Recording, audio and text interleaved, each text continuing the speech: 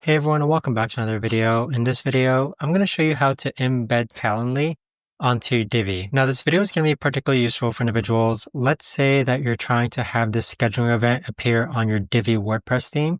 How do you actually go ahead about doing so? Now, this video is going to be short, sweet, and simple, guys. There's not going to be a lot of steps involved.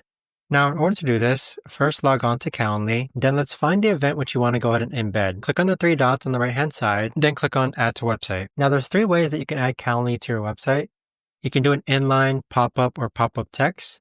We're going to click on inline embed, then click on continue. Now, on the right hand side, you're going to find your embed code. So place this code into the HTML of the Divi website, and the Calendly widget should appear. But there you have it, guys. That right there is the best and easiest way that I know of to actually go ahead and embed Calendly onto your Divi website.